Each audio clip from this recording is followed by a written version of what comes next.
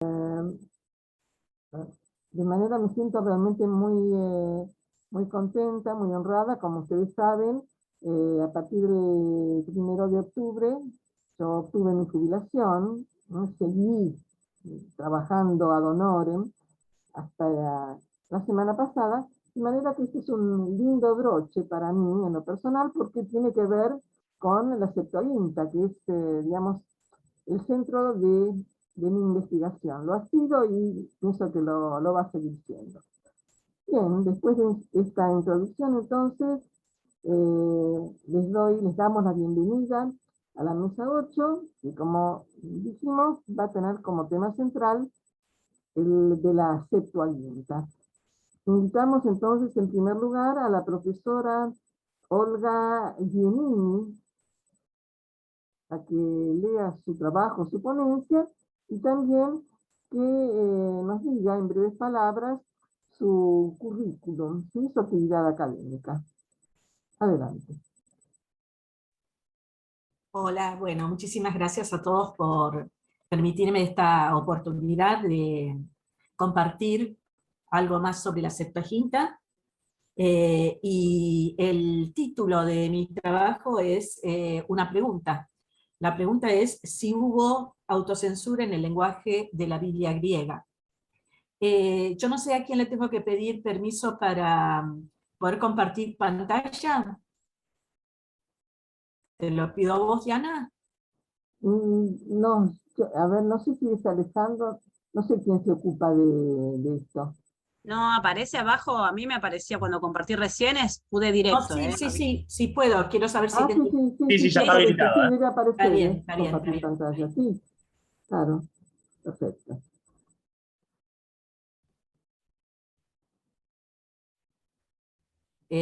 ¿Se puede ver bien? Sí,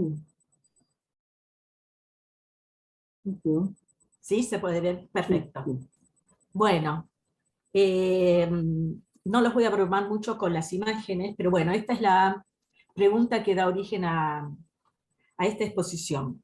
El primer punto, voy a hablar sobre el contexto en el que surge la Septuaginta. Un brevísimo contexto, ¿sí? Imaginemos cómo pudo haber sido la vida cotidiana de la comunidad judía de Alejandría en los tiempos de traducción de la Biblia griega, de la Biblia griega al griego. Esta comunidad, que dio origen a la redacción de la Septuaginta a partir del siglo III a.C., era la más numerosa de las comunidades judías en territorio egipcio e incluso más próspera que otras de Palestina en el período greco-romano. Prueba de su poderío económico es que durante el primer siglo después de Cristo, esta ciudad tributó al Imperio Romano 12 veces más impuestos que todo el territorio de Judea. La biblioteca y el Museo de Alejandría adornaban la ciudad con su belleza arquitectónica y seducían a residentes y foráneos con su cultura y sus ritos, destinados a dar gloria y renombre a los reyes ptolomeos. Estas instituciones, fundadas para demostrar la supremacía política de la dinastía ptolemaica, usaban la cultura y la religión como herramientas propagandísticas para la consolidación del imperio, destinando para ello recursos de todo tipo. Según Filón, 500.000 judíos habitaban en Alejandría en su época, a comienzos del primer siglo de esta era común, y, aunque algunos autores consideran abultadas estas cifras, lo cierto es que durante el periodo greco-romano había comunidades judías diseminadas a lo largo de todo el Nilo, en el delta, Tebas, Oxirrinco, Fayum y en las costas del Nilo. Las sinagogas prosperaron en Egipto durante este período, llegando a contar con el mecenazgo ptolemaico. Una prueba de ello fue la cesión del templo de Leontópolis, en las cercanías de Alejandría, al sumo sacerdote Onías IV en su huida desde Jerusalén, quien recibió este templo para que pudiera ser dedicado al Dios de Israel en el año 160 a.C.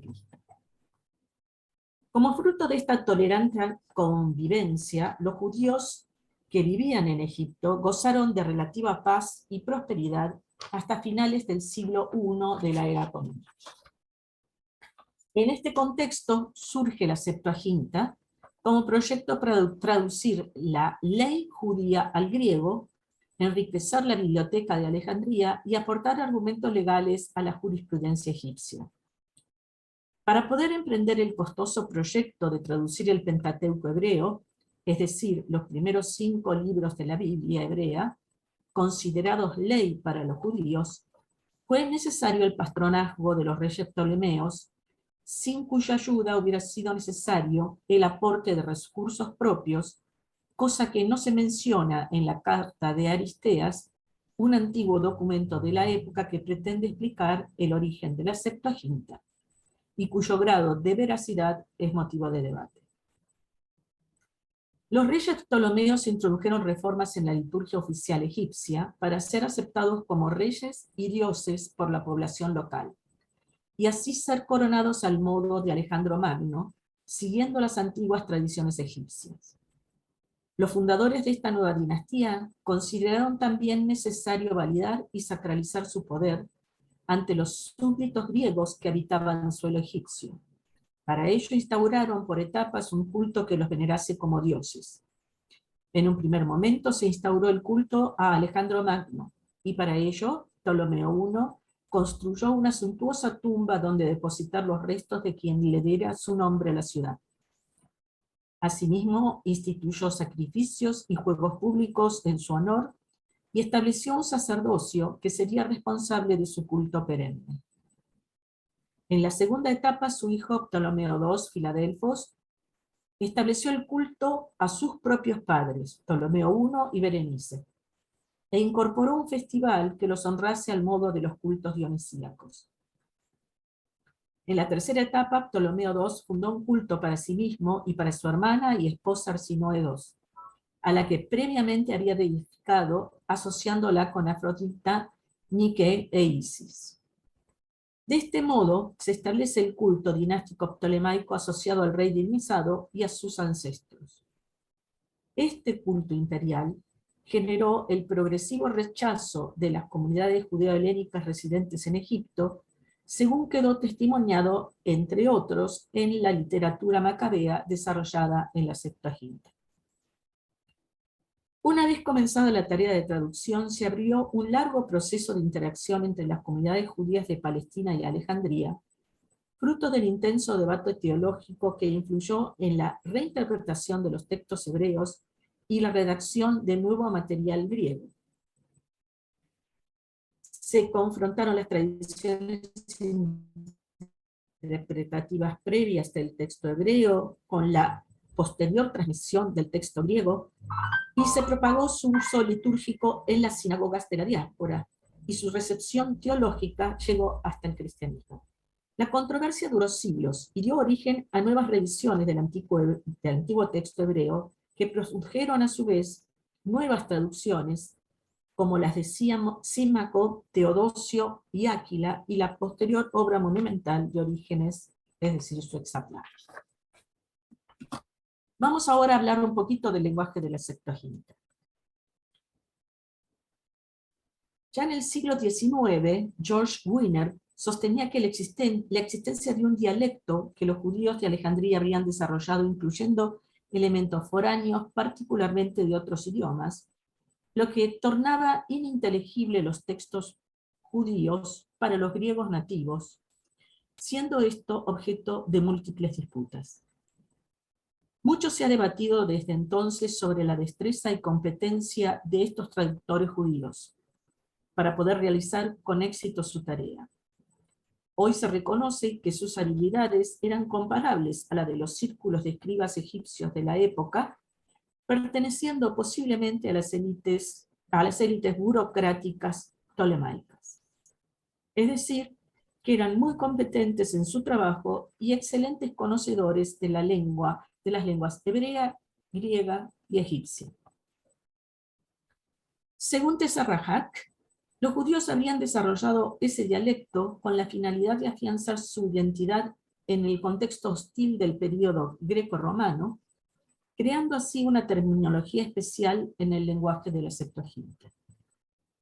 Esta explicación solo puede aplicarse para etapas tardías de la traducción, ya que, como hemos dicho, las relaciones entre los judíos y los egipcios y las autoridades ptolemaicas fueron cordiales en el comienzo de las tareas. Hubo sin duda razones políticas, sociales y teológicas que incidieron y condicionaron el trabajo de traducción, produciendo lo que al decir de Aiken es un sociodialecto. En efecto, en el lenguaje de la Septuaginta hay términos religiosos que eran particularmente y solamente comprendidos por la comunidad judía alejandrina, produciendo en ocasiones un lenguaje críptico para oyentes y lectores no griegos que no estaban familiarizados con las tradiciones judías. Según Jansen-Jostel, este desarrollo habría sido adrede para evitar términos teñidos de connotaciones religiosas paganas en la Septuaginta. Lo cierto es que el lenguaje de la Septuaginta no refleja un esmerado interés en traducir el texto hebreo de un modo literal y siguiendo los cánones del griego clásico. Hay hebraísmos, neologismos, singularidades morfológicas y sintácticas, y transliteración de términos arameos, hebreos y egipcios al griego.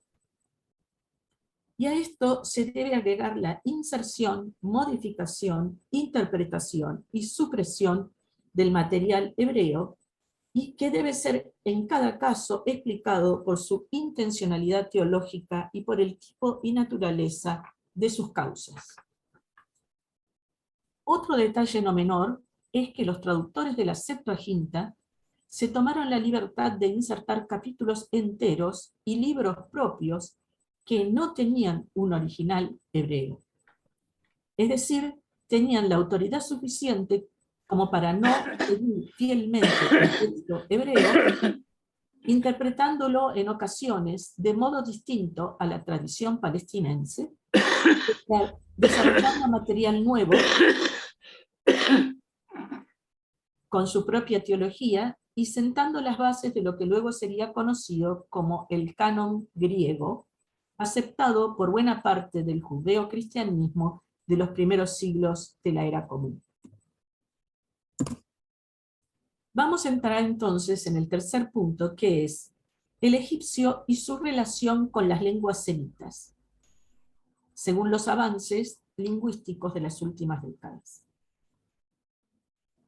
Otro elemento a tener en cuenta en el análisis de los textos griegos remite al contexto cultural, lingüístico y religioso, específicamente egipcio, en el que se elaboró la Septuaginta. Salvo contadas excepciones, la investigación sobre el lenguaje de la Septuaginta solo está centrada en las relaciones entre el hebreo y el griego, y poco interés se ha mostrado por las interacciones provenientes de términos propiamente egipcios, ya que en la Biblia hebrea hay varios términos que se consideran transliterados al egipcio. Este vacío en la investigación se justificaría en principio por la aparente distancia entre la lengua hebrea y la egipcia, y también por cierto desdén que hay en los círculos de estudios bíblicos para todo lo que provenga de Egipto, ese país de servidumbre del que Moisés habría salido con ayuda divina.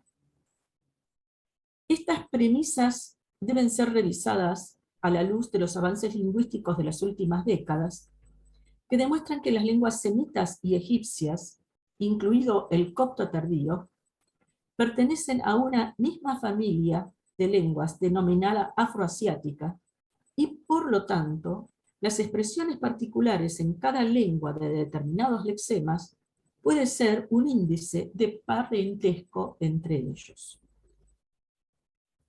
Si hacemos un poco de historia, la existencia de términos hebreos y egipcios similares entre sí y presentes en la Biblia hebrea fue percibida por varios autores desde hace tiempo. Abraham Yehuda, por ejemplo, aporta una lista de al menos 10 vocablos egipcios, en su mayoría propios del ámbito cultural egipcio, con sentidos comunes al hebreo. Otro autor, Tednes, extiende la lista a utensilios cultuales y elementos propios del ámbito arquitectónico presentes en la Biblia hebrea. El problema es que estos autores entendieron estas similitudes como una simple transliteración de los términos egipcios al hebreo, es decir, como una especie de préstamo de la lengua egipcia, pero sin embargo no explican por qué se realizaron estas opciones.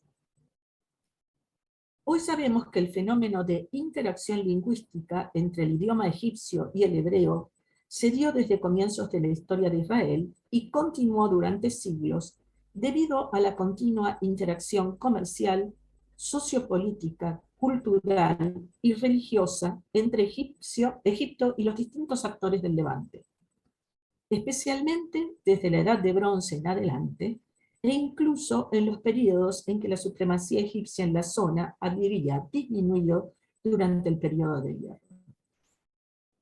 Son innumerables los testimonios arqueológicos, paleográficos y materialidades de todo tipo que así lo demuestran. Por ello, Thomas Stauble postula la existencia de una koiné egipcio-levantina desarrollada principalmente a partir de la Edad de Bronce y reflejada en motivos religiosos compartidos e incluso la posibilidad de un lenguaje común. Este lenguaje hipotético recibe su confirmación en lo que hoy se conoce como la familia de lenguas afroasiáticas, que recibe su nombre del territorio donde se expandió a partir del tercer milenio a.C. Irak, Siria, Líbano, Jordania, Israel, Palestina, la península arábica y el norte y noreste de África. De este modo, la lengua hebrea está relacionada no solo con otras lenguas semitas, como el acadio, ugarítico, arameo, siríaco, entre otras, sino también con las lenguas egipcias, incluido el copto, y otras como las berebere, omóticas, chádicas y cushitas. Hay al menos 2.500 términos comunes a todas las ramas de esta familia afroasiática, número que seguramente se incrementará a medida que las investigaciones avancen en estas áreas. La existencia de esta familia nos permite pensar con cierto grado de certeza que los hebreos compartían varios términos lingüísticos con los egipcios, y esto implica reelaborar los modelos etimológicos antiguos. Varias palabras aparentemente egipcias que aparecen en la Biblia podrían ser algo más que una simple transliteración, y esto lo sabían muy bien los escribas judíos de Alejandría, que conocían el hebreo y el egipcio, además del griego. Asimismo, el monopolio que tiene el idioma griego y la ideología imperial ptolemaica en la interpretación de la Septuaginta debe ser revisado debiendo incluir espacios de investigación más permeables a lo propiamente egipcio. Hay varios términos egipcios utilizados en la Septuaginta y en los papiros griegos de la era ptolemaica que pueden provenir de una fuente común distinta del dialecto griego hipotético de Alejandría.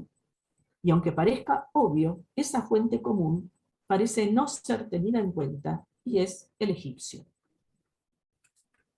Propongo para esto un caso testigo, que es el grupo afroasiático en torno a la forma Naham.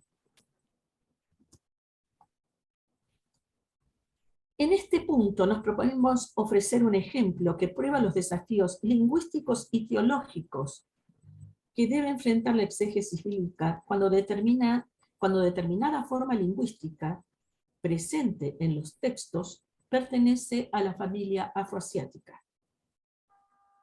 Como caso testigo proponemos la forma afroasiática Naham, testimoniada en la rama egipcia, copta, hebrea y siríaca de dicha familia. En las lenguas egipcias, la forma Naham aparece asociada a la ideología real ptolemaica y a la literatura religiosa de la época. en los textos hebreos se presenta como Naham, usualmente asociada al concepto de consuelo, pero cuyas connotaciones teológicas son mucho más significativas en la Biblia. En la lengua copta, Nogem tiene sentidos similares al egipcio, y en el siríaco se presenta con la misma raíz trilítera, remitiendo a la idea de resurrección de la muerte.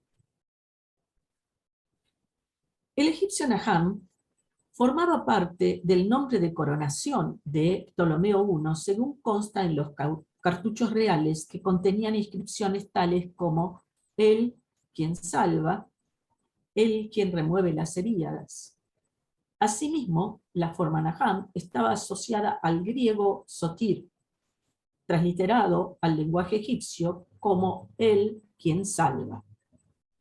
Apelativos semejantes fueron adoptados por el rey Antíoco I a finales del siglo IV, principios del III, en Asia Menor, mostrando la importancia que dicha forma tuvo en la región mediterránea durante todo este periodo.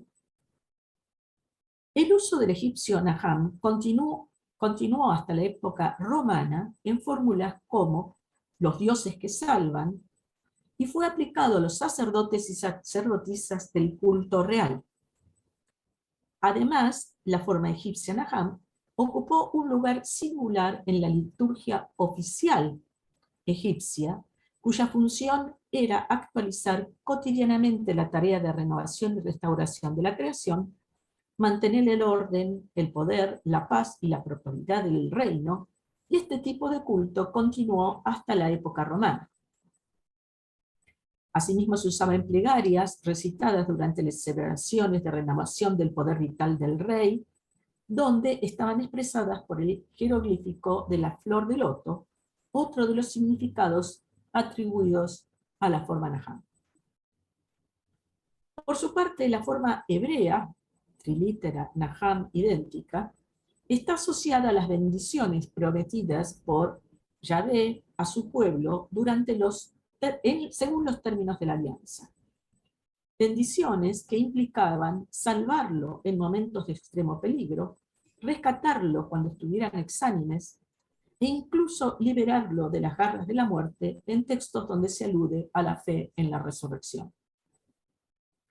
En ambas lenguas, egipcio y hebreo, la terminología asociada a Naham remite a un antropomorfismo divino que implica dos aspectos antitéticos entre sí, y expresados en, primero, la capacidad de enojarse y por ello aniquilar y matar a los enemigos, y dos, al mismo tiempo, apaciguarse y por lo tanto salvar y rescatar a sus fieles.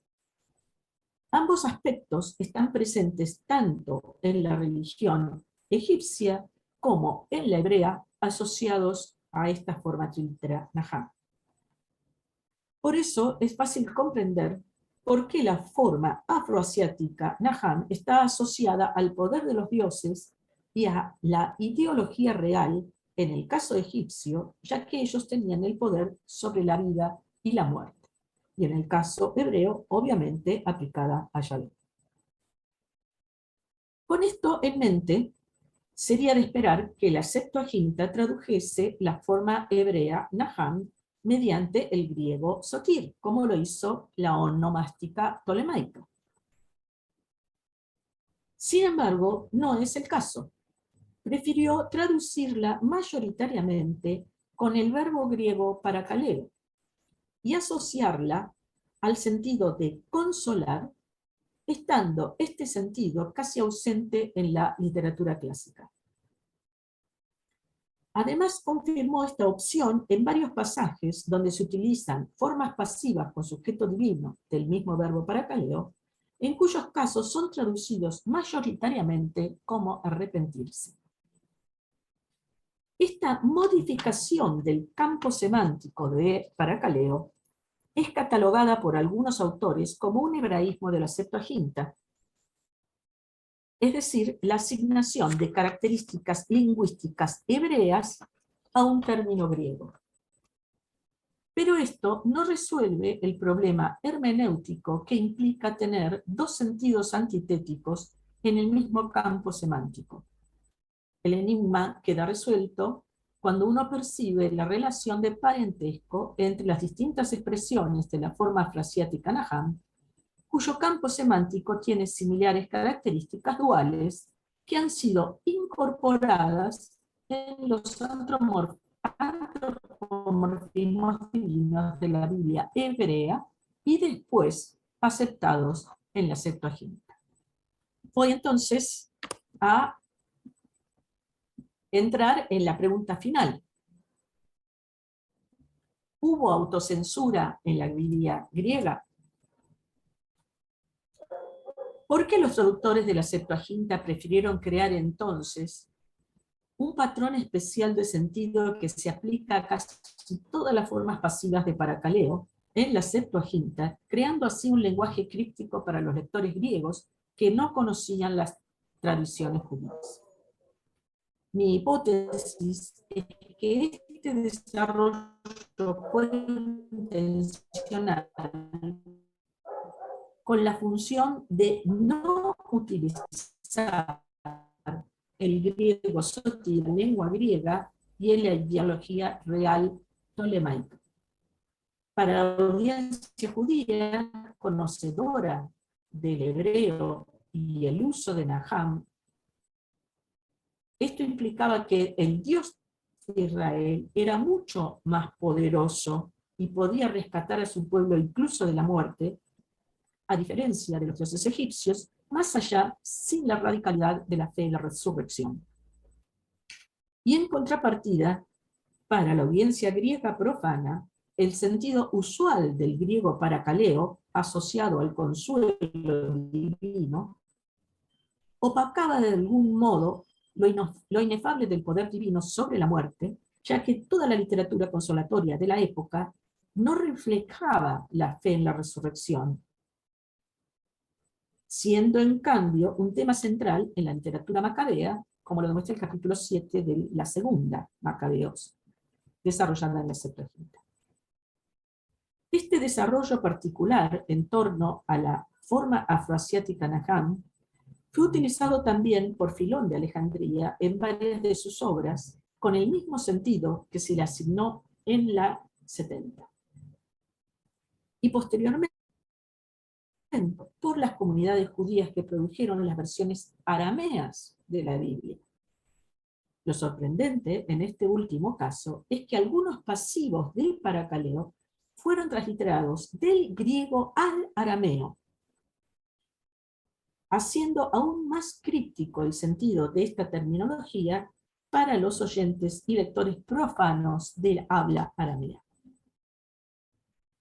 Este lenguaje técnico en torno a la forma afroasiática Naham, desarrollado por la comunidad judía de Alejandría, implicó en cierta forma un ejercicio de autocensura que le permitió suavizar, al menos durante un tiempo, los roces con los ptolomeos, hasta que la presión del culto imperial y el incremento de la violencia social tornaron insostenible la convivencia pacífica de las comunidades judías en suelo egipcio.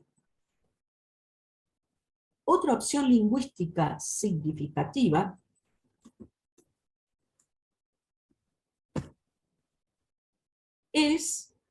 que tomó el círculo de traductores de la Septuaginta fue la traducción del nombre divino de Yahvé en forma uniforme como Kyrios, en lugar de transliterarlo, como sucede en algunos papiros griegos, papiros mágicos griegos de la época, y en algunos textos griegos de los rollos del Mar Muerto. Si bien es probable que el tetragrama hebreo que expresaba el nombre divino fuera preservado de ser vocalizado, y de ser, por lo tanto, escrito en los textos griegos, evitando pronunciarlo en el culto, el hecho de reemplazarlo por el mucho más modesto título de Señor fue otro gesto de autocensura de dichos círculos y muestra hasta qué punto los judíos alejandrinos evitaron enfrentarse abiertamente con sus generosos mecenas, pero implacables soberanos. Por último, este fenómeno de autocensura tiene obviamente consecuencias lingüísticas que deberán ser analizadas en cada caso. Pero, como pudimos apreciar en los ejemplos aportados, tiene consecuencias exegéticas que deben ser tenidas en cuenta en el momento de interpretación de los textos de la Biblia griega. Muchas gracias. Muchas gracias a vos, Olga, por la lectura de tu trabajo, muy interesante. Y si están de acuerdo, dejamos para después de la lectura de Roberto Sollar el debate. ¿Sí? Entonces, invitamos a Roberto Sollar a que lea su trabajo, su ponencia. Adelante, Roberto. Muchas gracias, Diana. Espero que se escuche bien. Paso a compartir pantalla. Mi trabajo se llama, como podrán observar, Enargé en Filósofos, indicio de datación de 4 Macabeos y su posible reinterpretación. Lo que vengo a compartir con ustedes tiene que ver con una investigación que estoy comenzando, ¿sí?, bajo la dirección de Analía Sapere, que tiene que ver sobre todo con la importancia que tiene la paideia griega para la constitución de ciertos textos de la biblioteca hebrea, sobre todo de los siglos I antes y después de Cristo. En este caso, lo que vengo a traer a colación justamente es una posibilidad, y recalco lo de posibilidad porque todavía a esto le hace falta mucha más profundidad, una posibilidad de comprender al llamado Aristóbulo el historiador como una posible marca, un posible autor que nos dé unos ciertos indicios para intentar datar de manera más completa el libro conocido como Cuarto de los Macabeos. En este caso, la problematización viene por dos lados. Primero que nada, por las vinculaciones entre las comunidades judías de la diáspora, ¿sí?, sobre todo entre la de Alejandría y la de Jerusalén. Pero en este caso yo vengo también a trabajar una posibilidad que justamente radica en la importancia que tiene la comunidad judía de Antioquía, en tanto y en cuanto se demuestra, de acuerdo a los estudiosos, la existencia de una sinagoga en Antioquía, que supuestamente, recalcamos de nuevo, supuestamente, estaría erigida sobre la posible tumba de los 9 mártires macabeos, episodio de martirio que se narra en 2 Macabeos capítulo 6, y en 4 Macabeos termina siendo los episodios que articulan la totalidad del texto y los argumentos filosóficos que este autor viene a traer a colación para demostrar que la razón piadosa puede dominar las pasiones. En este caso, digo justamente, recalco el vínculo entre Antioquía y Alejandría, porque, primero que nada, supuestamente, de nuevo, estamos trabajando sobre unos grandes supuestos, porque obviamente este Aristóbulo, también algunos lo nombran como pseudo Aristóbulo, por lo cual no se sabe a ciencia cierta su existencia real, parece ser el personaje al cual es dirigida una de las cartas apócrifas que aparecen al principio del segundo libro de Macabeos, y en esa carta se lo nombra como preceptor, como maestro de Ptolomeo II, ¿sí? Como es maestro de Ptolomeo II, se lo nombra al mismo tiempo entonces como filósofo. Lo que viene a hacer aquí Aristóbulo, primero que nada, es plasmar a ciencia cierta, según él, ¿sí?, según los fragmentos que nosotros tenemos de él, la vinculación que existe entre Moisés, en tanto legislador de los hebreos, y Sócrates como, para estos hebreos, primer filósofo. Entonces el fragmento 3 dice en un momento: es evidente que Platón imitó nuestra legislación, la legislación judía, tanto como Pitágoras, quien integró nuestras doctrinas en su sistema, ¿sí?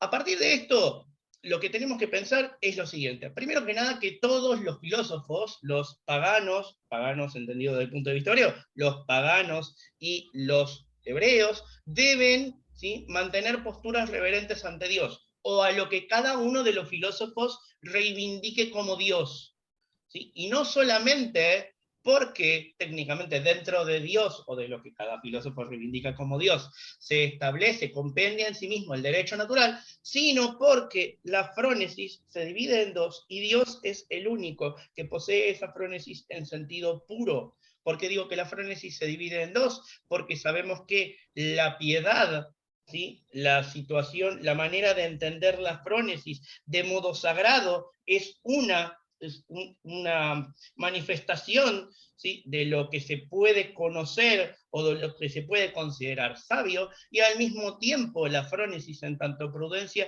se rige por un sentido, si queremos llamarlo así, civil, en tanto y en cuanto manifiesta en sí misma las maneras correctas de relacionarse con las autoridades que no comparten mi mismo sesgo religioso, pero al mismo tiempo, según la propia visión, están, ¿sí?, gobernadas de todas maneras por la divinidad. Entonces, esta lectura en donde Moisés puede equipararse con Sócrates aparece profundizada por la equiparación que se hace de ambos, que justamente Aristóbulo hace de ambos, porque ambos, Moisés y Sócrates, resultan nomotetés, ¿sí?, resultan legisladores. Por lo cual, entonces, el razonamiento piadoso del lado filosófico o entendido como filosofía, y del lado piadoso o entendido como sentimiento religioso, va a encontrar articulación en ambos niveles en particular.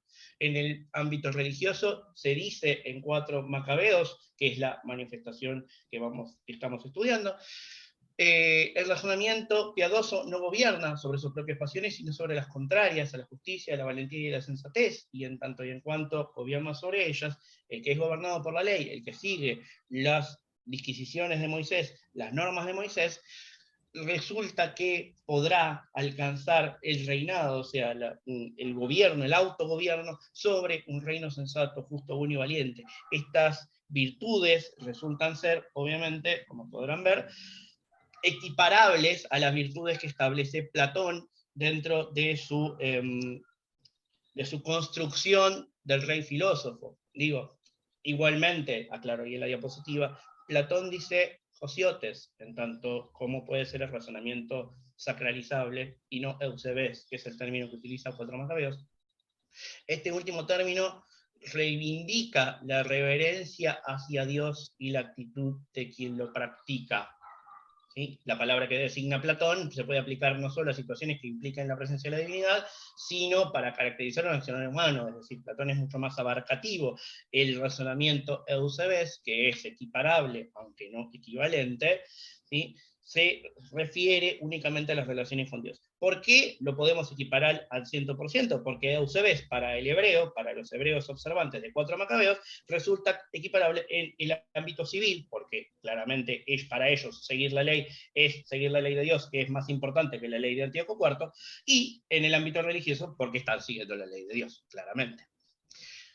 Es preciso para hacer esto que, lo siguiente, primero, establecer vínculos filosóficos estoicos, ¿sí? El anciano Eleazar, protagonista de 4 Macabeos, dice, siguiendo razonamientos postulados por Aristóbulo, que nosotros, los judíos, estamos convencidos de que nos regimos por una ley divina, y sabemos que el creador del cosmos tiene en cuenta nuestra naturaleza al darnos esta ley, es decir, no nos está legislando con algo que no podamos llevar a la práctica. La ley de Dios es una ley que se puede poner en práctica, por lo cual si nosotros interpretamos la filosofía pagana como un modo de vida, como una manera de llevar a la práctica un modo de vida recto, entonces evidentemente la ley de Moisés es un modo de vida claramente tan recto como el que propugnan los estoicos, para los cuales, por ejemplo, la figura del sabio es prácticamente imposible, y en el texto 4 Macabeos nosotros podemos ver en Eleazar una configuración del sabio estoico completa y perfeccionada.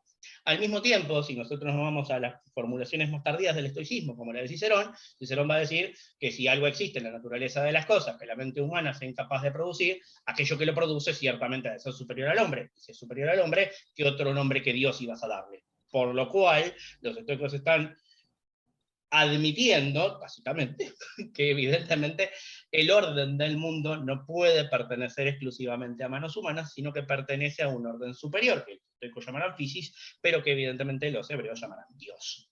De este modo, ¿sí?, amparado por el doble ascendiente de su propia doctrina, digo ahí en la diapositiva. ¿Por qué digo doble ascendiente? Porque tenemos una lógica filosófica y tenemos una lógica religiosa.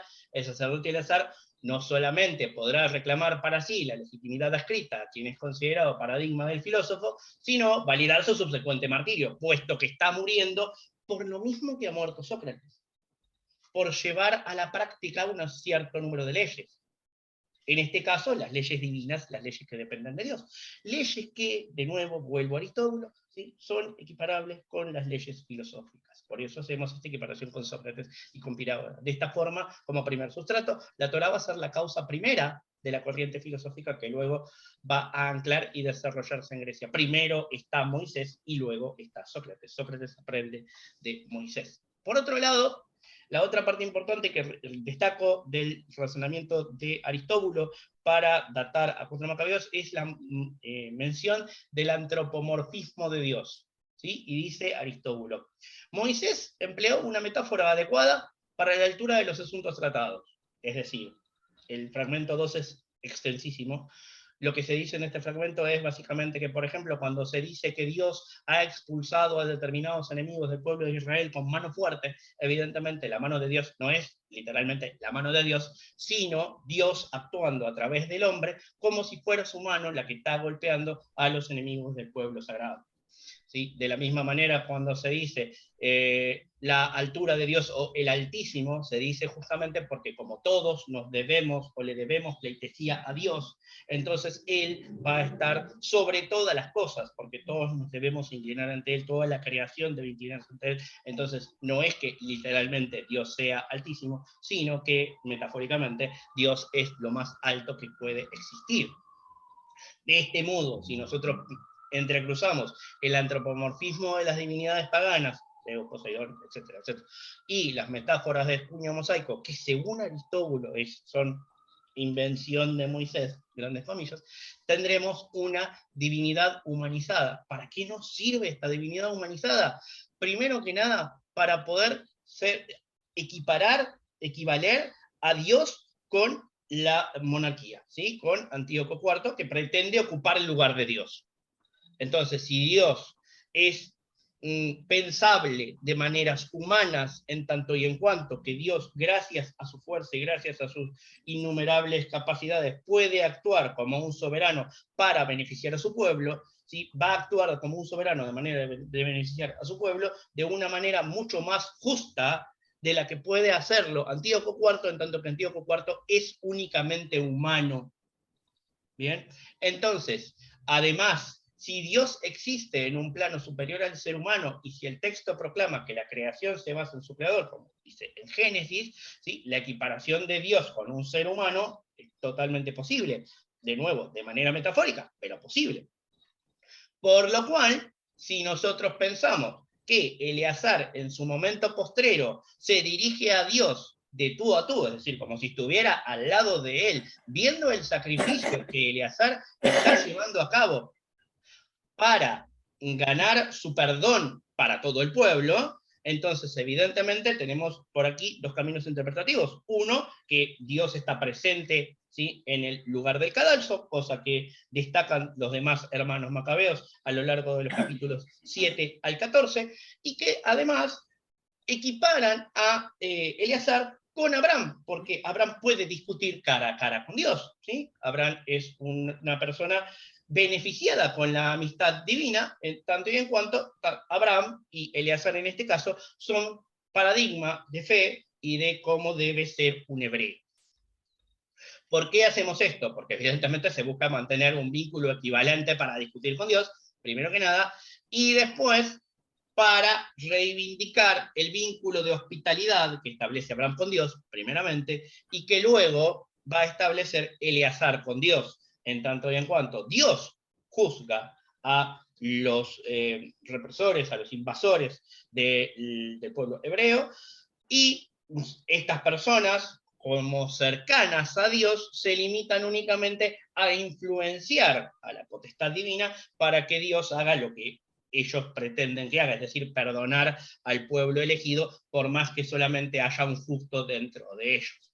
En tanto a que ambos han tenido una relación de hospitalidad con Dios. Abraham de manera más tangible, puesto que lo ha recibido en su tienda, le ha dado de comer, etcétera, etcétera, y Eleazar, en tanto y en cuanto ha sostenido 90 años, como dice en el texto, en el capítulo 6, ha sostenido 90 años la observancia de la ley divina.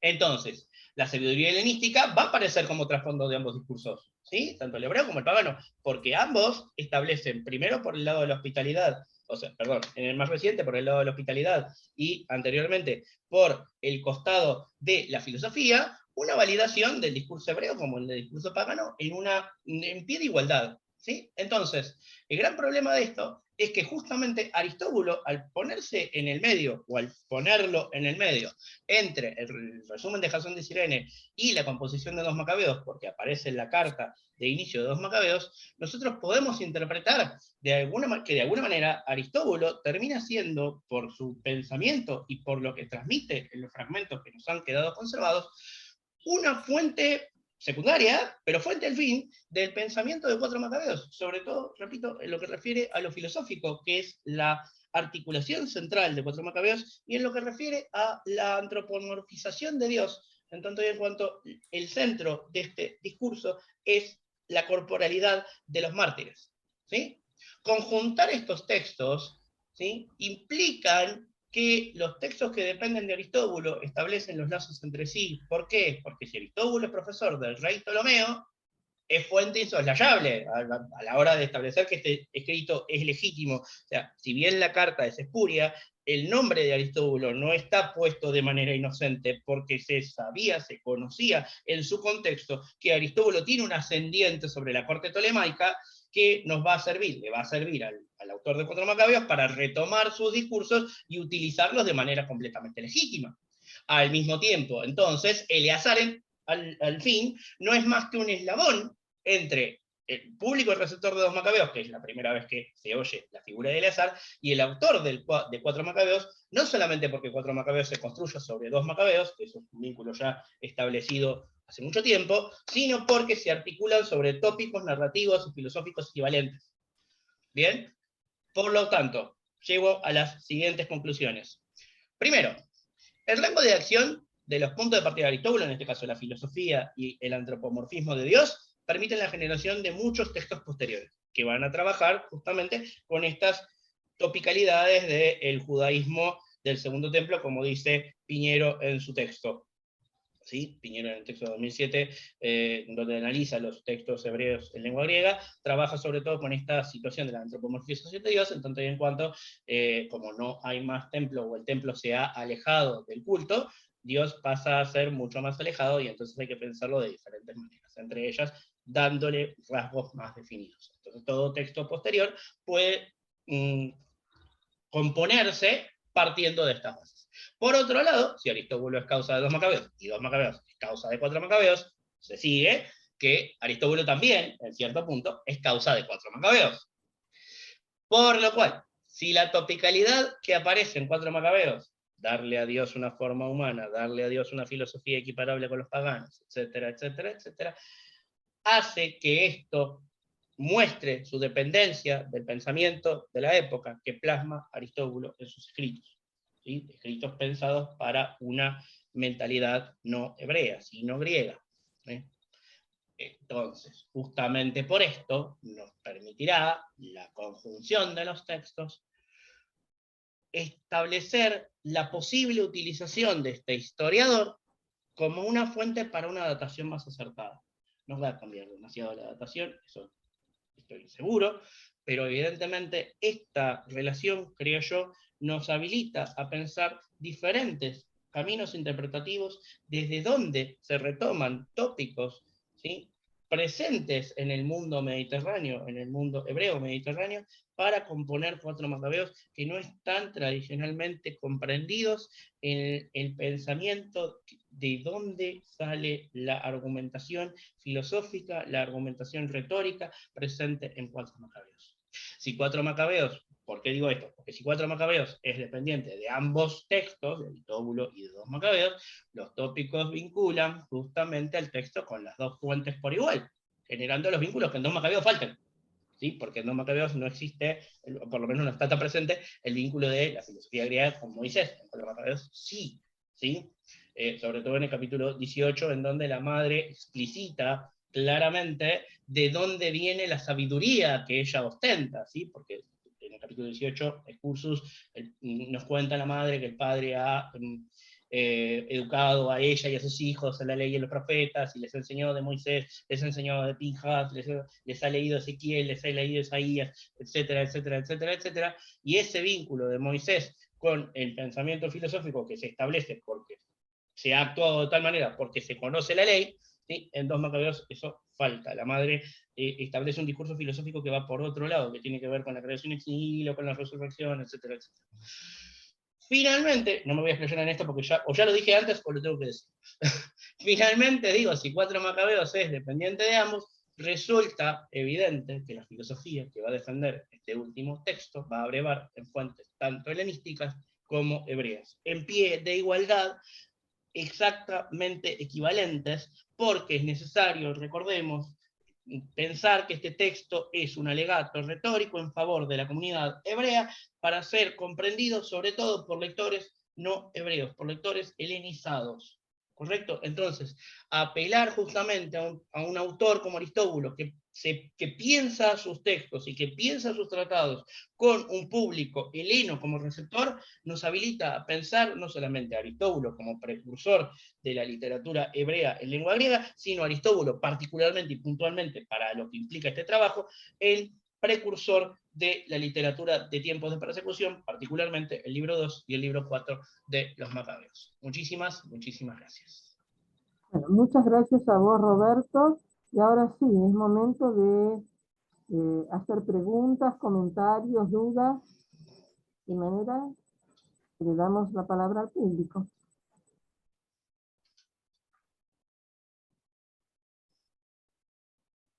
¿Hay alguien que quiere hacer una consulta? Hago yo entonces una pregunta para Olga.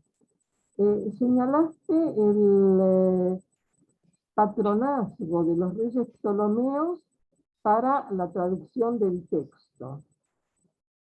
Sí, digamos, esa es la idea que surge de la carta de Aristeas a Filócrates, ¿sí? En la cual Demetrio Salera le comenta a Ptolomeo II, que sabemos que es algo que históricamente era imposible de haber ocurrido, por el hecho de que Ptolomeo Filadelfo echó a Demetrio de Salera, que además tampoco llegó a ser director de la Biblioteca de Alejandría. Y mi duda es, ¿hay alguna otra fuente o testimonio que señale el interés de los reyes Ptolomeos en la traducción del texto hebreo al griego? ¿Vos decís esa parte de la carta de Aristeas? Sí.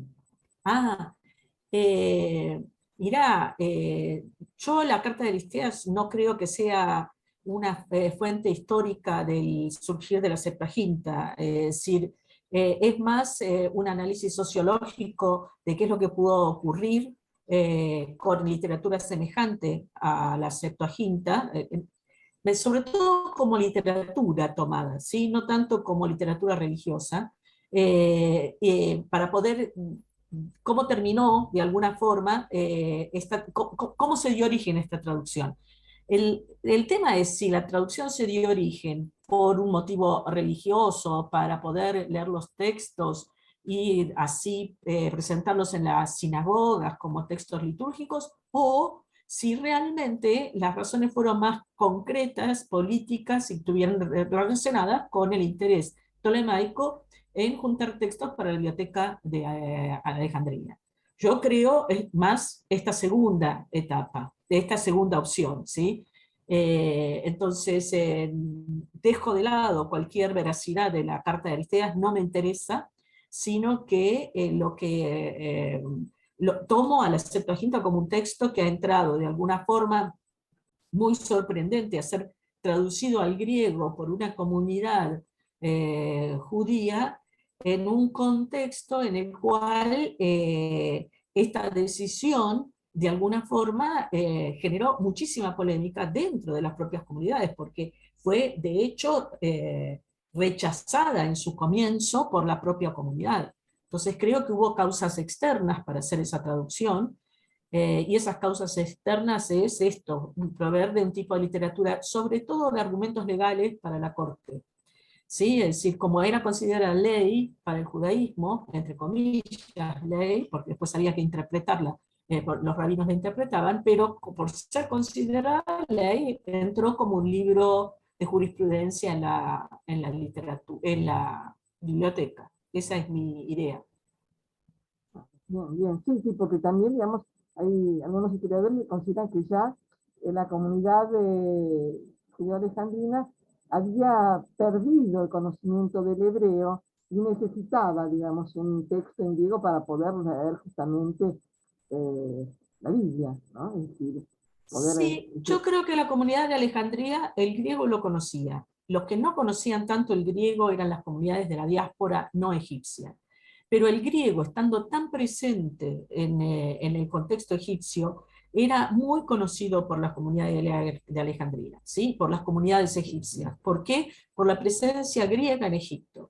Distinto por ahí en comunidades no tan ilustradas, no tan culturalmente avanzadas como podían ser otras comunidades de la diáspora, tanto en Palestina como en otro territorio, ¿sí? Entonces, no de casualidad, es justamente en Egipto donde surge la Septuaginta y no en Palestina, ¿sí? Porque es la capacidad que tenía la comunidad judía de Alejandría de conociendo el griego y conociendo obviamente el hebreo, poder generar este tipo de literatura y digamos, un esfuerzo de traducción tan singular. Bien, sí, gracias.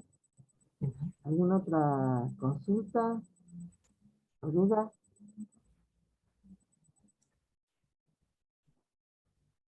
Y ahora el turno para vos, Roberto. Te pregunto, cuando vos señalás que Aristóbulo, ¿sí?, es causa de dos macabeos, ¿podés ampliar un poquitito ese concepto? Sí, Diana, cómo no. Buenas tardes, primero, y qué bueno verte, segundo. Me encanta poder verte de nuevo.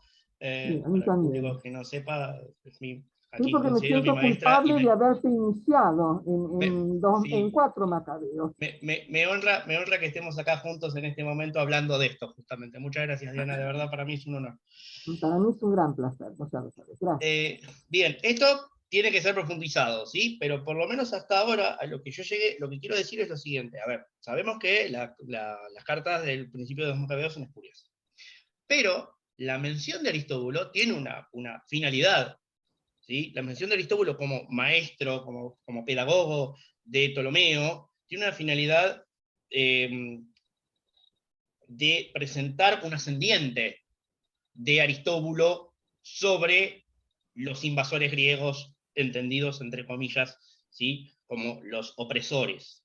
Entonces Aristóbulo, técnicamente, lo que está haciendo, para que le sea dedicada una carta, para mostrarle a él, ¿sí?, la vinculación que tienen las diferentes comunidades diasporéticas de los hebreos, lo que hace es justamente ponerse a sí mismo, o el autor de Los Macabeos, poner a Aristóbulo como un mojón insolayable en la composición de tratados hebreos en lengua griega.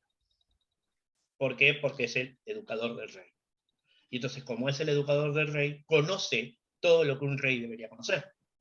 Si conoce todo lo que un rey debería conocer, posee la sabiduría necesaria para establecerse a sí mismo como un modelo a seguir en tanto a la composición de diversos tratados que tengan como objeto la fe judaica. En este caso, justamente, en el caso de Aristóbulo, la historia y la vinculación del pueblo judío con las diferentes comunidades pre- y post-judaicas, en este caso entendiendo el vínculo entre Moisés y los diferentes sabios de Grecia, y por el otro, la cuestión de que a raíz de las escrituras de Aristóbulo se da vía libre al resto de los hebreos a expresarse en lengua griega, punto uno, nada menor, y punto dos, a establecer el comienzo de la biblioteca hebrea en lengua griega, puesto que el preceptor de un rey lo ha comenzado. Entonces creo que es de suma importancia establecer a Aristóbulo como un mojón previo, en tanto y en cuanto no hay, por lo menos hasta el momento, fuera de la comunidad hebrea, alguien con ese ascendiente que por lo menos a mi entender no va a volver a llegar hasta Filón. Y es mucho tiempo. Inclusive algunos estudiosos señalan a Aristóbulo como precursor de Filón, ¿no? Sí, exactamente. Yo pensé parecido justamente, pero también no recuerdo en qué autor lo he leído, pero aparecía como precursor de Filón. Como no soy filoniano y no quiero meter la pata, entonces me pareció justamente que ir hacia atrás, pensarlo desde el punto de vista de la relación de un hebreo con la comunidad helenística, también conlleva muchas situaciones que son más fructíferas para la escritura, que quizás Filón, en tanto y en cuanto Filón tiene una relación mucho más fluida con Roma, y hay determinados escritos de Filón que tratan justamente de la inserción de la comunidad judía de Alejandría en el contexto romano. ¿Sí? En este caso estamos hablando de muchas comunidades diversas, y que el escritor de Cuatro Macabeos, que como ya hemos discutido muchas veces, para mí está en Antioquía, retome a Aristóbulo, que está supuestamente en la Alejandría, como su fuente, legitima también a Antioquía como base o como posible polo cultural, ¿sí? de segundo orden, claramente, pero posible polo cultural de donde salgan las escrituras hebreas en lengua griega. En nuestro caso, Cuatro Macabeos. Bien, muchísimas gracias a Olga, a Roberto y a todos ustedes por la atención. Me disculpo por no tener más tiempo, pero acá me avisan que hay que terminar. Es así, Alejandro, ¿verdad? Sí, ya estamos en hora para la siguiente presentación, pero vamos a empezar a 17:35 para aquellos que estén esperando, y como en la vez anterior, les pedimos que se desconecten y vuelvan a conectarse para abrir esa reunión. Diana, de todas maneras, te dejo para que hagas un cierre. Bueno, de nuevo, mi agradecimiento, y que realmente es un cierre esperado para mí, terminar, digamos, mi actividad académica, entre comillas, ¿no? Porque voy a seguir, por supuesto, trabajando, investigando, pero de este año en particular, con el tema de la Septuaginta. Por lo tanto, yo estoy agradecida a ustedes y los felicito por la organización de esta actividad. Gracias a ustedes. Muchas gracias a todos y gracias por el espacio. Gracias a todos y gracias a vos, Diana, por haber aceptado coordinar esta mesa que es especial para vos. No, al contrario, por eso vuelvo a decir, para mí fue un placer y un honor, y que me conecta con, digamos, lo más íntimo de mi tarea de investigación. Gracias de nuevo.